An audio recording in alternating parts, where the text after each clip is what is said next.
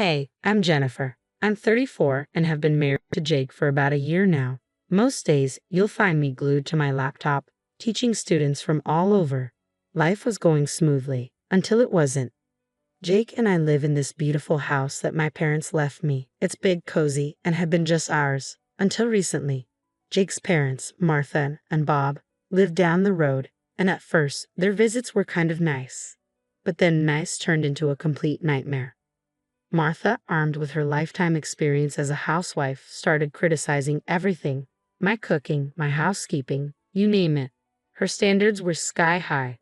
"Jennifer, darling, this pasta is a bit bland, don't you think?" she'd say, scrunching her face like she'd just sucked on a lemon. "And the house. A woman's touch means a spotless home," she preached. "You do want to keep Jake happy, don't you?" I swallowed so many retorts. "Martha, I work. I can't just magically make dust disappear between teaching classes." I tried explaining once, hoping for a shred of empathy, but she just waved her hand dismissively. "Nonsense. It's about priorities. Your job is to take care of the home. And Jake, of course." One day, she even inspected Jake's laundry in front of me. "You're letting him wear this. The colors have faded. You're not using the right detergent." My fists clenched so tightly I could have turned coal into diamonds. But I swallowed my anger, telling myself, they're not staying with us, it's just a visit. But those visits stretched my patience razor thin. Then one sunny afternoon, I was setting up for my next online class when I heard a truck pull up outside. Peeking through the window, my jaw nearly hit the floor. Jake was helping his parents unload boxes and furniture from a huge moving truck. My heart sank. This wasn't happening. Martha, ever the matriarch, was directing everything like she owned the place. Bob stood there, grinning as if he had just won the lottery. Jake caught my eye and shrugged apologetically. Furious, I stormed out. "Jake, what on earth is going on?" "Oh, hey babe. Surprise. Mom and Dad are moving in with us. Isn't that great?" He smiled, completely oblivious to my rising panic and rage. "Great? When were you planning on asking me, your wife, about this life-altering decision?" I practically spat out each word. "Babe, calm down. It's just for a little while. They're having financial trouble, and this way, they can rent out their place for extra cash. It's a win-win," Jake said, trying to put an arm around me, but I pulled away. Martha chose that moment to waltz over, exuding authority in her pastel cardigan and pearls. "Jennifer, darling, it's so sensible, don't you think? We're all family here, and you've got so much space in this lovely house of yours. It was meant to be shared." Shared? This house was my sanctuary, left to me by my parents who were no longer with us. It wasn't some communal living space. My voice betrayed my attempt to stay calm. "Martha, with all due respect, this is my house. Don't you think this is something that should have been discussed?" "Oh, sweetheart, don't be like that. Family helps family. We'll make such lovely memories together." Martha patted herself on the back while Bob chimed in. "Yeah, Jennifer, it's about time we all got closer, don't you think?" Closer? I didn't even know what to say. The arrogance, the entitlement, it was overwhelming. Jake stood there, torn between me and his parents like a deer caught in headlights. "Come on, Jenny, it'll be fine. What's mine is yours, and what's yours is ours, right?" Wrong. So very wrong. But as much as I wanted to throw them out, I couldn't. Maybe it was shock, or maybe it was that nagging voice reminding me how much family meant to Jake. So I did what I'd become an expert at. I swallowed my fury, plastered on a fake smile, and welcomed them into my home. And as the days turned into weeks, I realized this temporary arrangement was anything but. Martha and Bob settled in like they owned the place, turning my life into a never-ending critique session. My cooking? Never good enough. My cleaning? Always supper. Jake, meanwhile, seemed blissfully ignorant, either at work or playing the part of the oblivious husband all too well. What was supposed to be a short-term situation now felt like a life sentence. Each day became a marathon, starting the moment I opened my eyes and ending only when I collapsed into bed. I was constantly juggling my work and the unrelenting demands of my new housemates. One morning, as I prepared for a crucial tutoring session, Martha barged into my makeshift office, already frowning. "Jennifer, this place is a pigsty. When was the last time you dusted? And those cups from yesterday are still in the sink." I clenched my jaw, my fingers hovering above the keyboard. "Martha, I've got back-to-back sessions today. I'll get to it when I can." She huffed, crossing her arms. In my day, we kept a clean house and worked. It's all about managing your time better. Managing my time better. I wanted to scream, but instead bit back the sharp retort and focus on my screen, even though my vision was clouded by a red haze of frustration. Bob wasn't any easier. He had an uncanny knack for needing something the moment I was in the middle of explaining complex concepts to my students.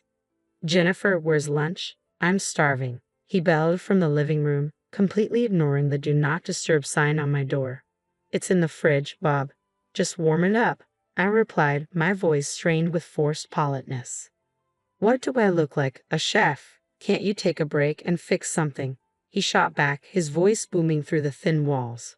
Jake, bless his heart, tried to play the peacemaker, but his attempts only made things worse.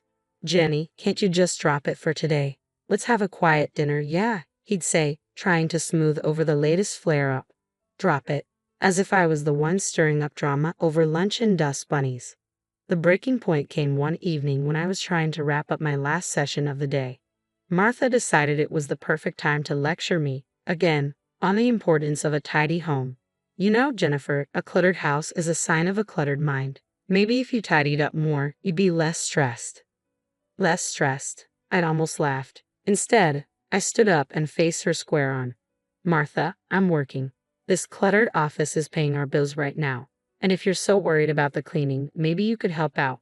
Her face turned a shade of red I'd never seen before. I am a guest in this house, Jennifer. It's not my job to clean. Guest. The word echoed in my head, mocking me.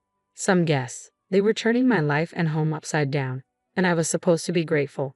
That night, as I lay in bed staring at the ceiling, the absurdity of it all hit me. Here I was busting my hump to provide, to teach, and to keep the peace in my own home, only to be criticized at every turn.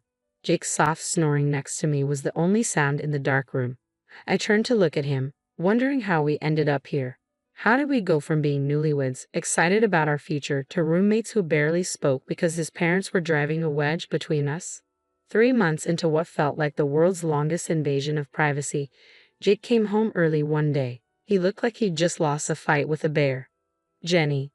I got fired, Jake blurted out, not even waiting to sit down. His parents were out, probably terrorizing someone else with their endless critiques, and he made me swear not to tell them. Great, I thought, just what I needed. Now everything was on me. My online tutoring gigs, which had once been a way to stay busy and bring in some extra cash, suddenly became our lifeline. I doubled down on work, stretching my days as thin as possible. Before long, I wasn't just tutoring. I was running my own online school. A small part of me buzzed with pride, but I kept it to myself. No point in adding fuel to the already blazing inferno that was our household dynamics. Money was tight, tighter than a jar sealed for a century. Every penny had to scream for mercy before it was spent. It got so bad that I had to have the talk with Martha and Bob. Look, I started cautiously. I know this is awkward, but I need help with the bills. Maybe you could cover half the rent. The way they reacted, you'd think I had asked them to fly to the moon. What do you mean? Jake's got it covered. He makes plenty, Bob scoffed, waving off my request like it was a bad smell. Yeah, about that, I began, but Jake's pleading look stopped me. He still wasn't ready for them to know. Later, he pulled me aside, whispering, just a little longer, Jenny. I'll find something soon. I promise. Promises. Meanwhile, I was juggling everything, teaching, cleaning, cooking, playing referee between the in-laws, all while trying to keep a smile plastered on my face. Martha and Bob, of course, acted like they were competing in the Olympics of complaining. They barged into my office at the worst times, demanding attention as if I were hosting afternoon tea instead of running the business. Jennifer, this is unacceptable. You're always locked away in here. When are you going to make time for us? Martha huffed one day, standing in the doorway with her arms crossed while I was in the middle of explaining algebra to a 15-year-old. Martha, I'm working. Can this wait? I hissed, trying to keep my voice down. No, it can't. We're family, and you're neglecting us, she shot back, completely missing the irony. Bob wasn't any better. When's dinner? We're starving here, and you're just sitting around, he grumbled on another occasion, ignoring the stack of papers and textbooks around me. Sitting around? My patience frayed like an old rope. Really, Bob? I'm teaching, and dinner is when you make it, I snapped. Jake was always apologetic. Whispering, thanks for holding us together, Jenny. It'll get better. But better felt like a distant land, one we weren't getting any closer to. As the days turned into weeks, the weight of it all grew heavier. I couldn't help but wonder how much longer I could keep this up. One evening, as we sat down for dinner, Martha whipped out a glossy travel brochure, her eyes gleaming. "Look at this, dear," she said, sliding the booklet across the table. "We're thinking of a little getaway, a vacation. What do you think? A scarf or a shell as a souvenir?" Before I could even process the absurdity of her question, she dropped another bomb. "And darling, if you could spare $2,000 for us, that would be just peachy. Just for some pocket money, you know." I stared at her dumbfounded. My fork clattered to the plate, my appetite gone. "Spare $2,000? I echoed, incredulous. "For a vacation?" Bob nodded as if it were the most reasonable request in the world. "Yeah, you know, for the little extras. Wouldn't want to miss out on the fun stuff." The room spun. This was beyond outrageous. It was as if they were living in a fantasy where money grew on trees, and I was their personal gardener. I couldn't hold back any longer. "How long do you plan to live at my expense?" I demanded, my voice rising. "You don't pay for anything, not rent, not groceries, and now you want me to fund your holidays too." Martha and Bob exchanged glances, clearly not expecting the outburst. "Well, we thought Jake was taking care of all that," Bob said, trying to sound innocent. I turned to Jake, my eyes blazing. "And what about you? Do you think this is okay?" Jake squirmed in his seat, mumbling something inaudible. "Not only that," I continued, steamrolling ahead, "you barge into my office, interrupt my work, and have zero respect for my personal space. I've had it." There was a tense silence. Then Jake, his face a mask of frustration, finally spoke up. "Why are you talking to my parents like that? They're just trying to enjoy life." "Enjoy life? On my hard-earned money?" I shot back, disbelief lacing my words. That's when Martha, ever the actress, began her performance. Tears welled up as she wailed, "After all we've done for you. We even told Jake he shouldn't divorce you despite everything." The room froze. "Divorce?" The word sliced through the tension like a knife. I turned to Jake, my heart in my throat. "Is that true?" Jake's face went from red to white, guilt flashing in his eyes before he averted his gaze. Martha, seizing the moment, clutched her chest dramatically, gasping, "My pills? Upstairs, please." Despite everything, concern washed over me. I stood up abruptly, the need to ensure she was okay momentarily overshadowing my anger. "Fine," I said, tight-lipped. "I'll get your medicine." I left the dining room in a daze, my mind racing. The accusations, the deceit, and now this talk of divorce. My world was unraveling, thread by thread, and I was left to pick up the pieces. I had barely reached the top of the stairs when it hit me. I didn't even know which medicine Martha was talking about. Turning back, the last thing I expected was to overhear the truth that would shatter everything. Jake's voice, usually so warm and familiar, was barely a whisper, yet each word landed like a hammer. "Mom, you nearly blew it tonight. We need her to sell the house first. Talking about divorce now will just spook her." My heart stopped. Divorce? Sell my house. The pieces fell into place, forming a mosaic of betrayal. Martha's voice was quick and sharp. I know, but keeping this charade up is exhausting. She's not as clueless as you think." Jake was insistent, almost desperate. "Just stick to the plan. Make things hard for her, unbearable even. She'll cave and sell the house to get away from you. Then we can do whatever. But not before. If she divorces me now, I get nothing from the sale." The coldness in his voice, the manipulation, it was all laid bare. My knees felt weak, my heart shattered. This was their plan, my husband and his parents, plotting against me in my own home. "We'll be set once this is done," Jake continued, completely unaware of my silent presence. "Sell the old place too, and we can finally get something better. Just lay off the big purchases for now. Don't draw attention." I stood frozen, a statue of disbelief and hurt. They were supposed to be my family. How could they do this? Back at the dining room door, I paused, collecting myself. The mask of ignorance was now my best defense. I found Martha clutching her chest, the perfect picture of distress. "Oh dear, I forgot to ask which medicine you needed," I said, my voice steady despite the chaos swirling inside. Martha, caught mid-act, quickly shifted gears. "Oh, it's all right, dear. I think I just need a moment. The excitement of the evening, you know." Jake glanced at me, a flicker of something crossing his face. Guilt? Fear? I couldn't tell. Everything okay, Jenny? He asked. I met his gaze, a hollow laugh echoing inside me. Fine. Just tired, I guess. It's been a long day.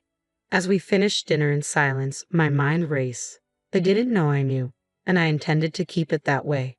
For now, I would play the part, bide my time, plan my next move carefully. They wanted a game. They'd get one, on my terms.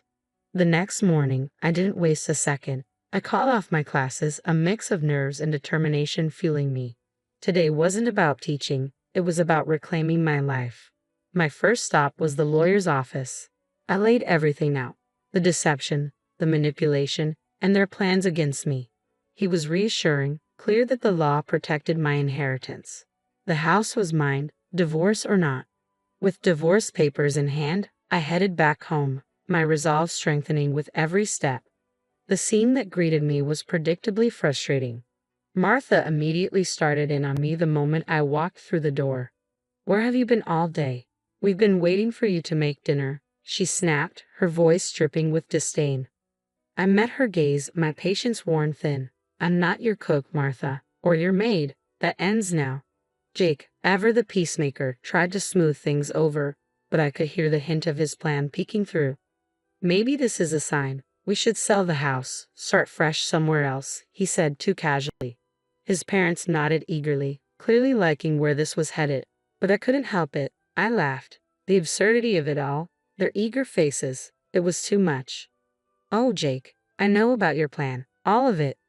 Silence crashed down like a wave. Jake's face turned ghostly white, and Martha's mouth snapped shut.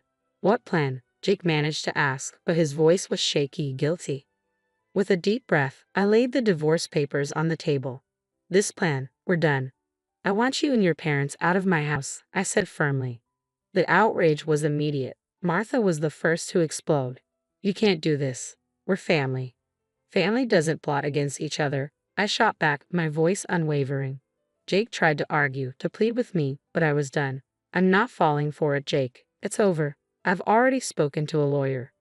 The realization hit him like a brick. There was nothing left for them to manipulate, no emotional tricks to play. Defeated, Jake and his parents reluctantly packed their things, frustration boiling over. But without a word, they left. As the door closed behind them, silence filled the house. For the first time in a long while, it was the sound of freedom. I sat alone in the dining room, their departure still echoing off the walls. It was over. I could finally breathe again, but the weight of what had transpired hung heavy in the air. I wasn't sure what to do with myself. The toxic routine I had been trapped in was gone. After a moment, I reached for my phone and dialed my best friend, Sarah. If anyone could understand, it was her. Hey, it's me, I said as soon as she answered. Jennifer, what's wrong? You sound off. Sarah's voice was filled with concern. I laughed, a mix of relief and disbelief. You won't believe what just happened. Jake and his parents, they're gone. I kicked them out. What? Sarah practically shouted. I could hear the surprise in her voice. Girl, what happened? So I told her everything. The overheard conversation, the visit to the lawyer, and the final showdown. As I spoke, the reality of my newfound freedom began to sink in. Wow, Jennifer, Sarah said, stunned. I don't even know what to say. Are you okay? I smiled, feeling lighter than I had in months. Yeah, I think I am. Better than I've been in a long time. We chatted a bit longer, and her support lifted my spirits even further. After hanging up, I felt a renewed sense of purpose. The house felt different now. Mine, surely mine. I could do whatever I wanted with it, fill it with new memories, maybe even redecorate. The next few days were a blur of activity. I started clearing out every reminder of Jake and his parents. With each box I packed away, I felt lighter, more in control of my own destiny. I also threw myself into my online school, pouring every ounce of energy into something that was truly mine. It wasn't just a distraction, it was a lifeline pulling me from the murky waters of betrayal onto solid ground. My students, my lessons gave me purpose, a reason to look forward each day. One afternoon, as I was preparing for a webinar that had drawn interest from places I'd only dreamed of reaching, my phone rang. Martha's name flashed on the screen. I hadn't seen or thought of her in what felt like a lifetime. Curiosity got the better of me, and I answered, bracing myself. Jennifer, dear, it's Martha. She sounded different, her voice laced with desperation. We need your help. I hesitated, memories of their betrayal flashing hot and bright. What happened? Our house, the one we rented out, it's gone, she stammered. Burned down because of some electrical fault and, well, the insurance. She trailed off, the weight of her omission hanging between us. And you didn't pay the insurance on time, so now you're out with nothing. I finished for her, a cold satisfaction creeping into my tone. Yes, exactly, she admitted. We were wondering, hoping really, that maybe we could stay with you. Just for a little while, she pressed, each word more desperate than the last. The audacity of her request left me speechless for a moment. After everything, they still saw me as their safety net, their backup plan. I found my voice steadier and colder than I intended. No, Martha, that's not possible. You're strangers to me now. Later, through mutual acquaintances, I learned about Jake's new reality. He had taken a job far beneath the lifestyle he once clung to, scraping by just to keep a roof over his head. Part of me wanted to take satisfaction in his fall from grace. But a deeper part of me was just tired. Tired of the anger, the resentment. It was time to truly move on.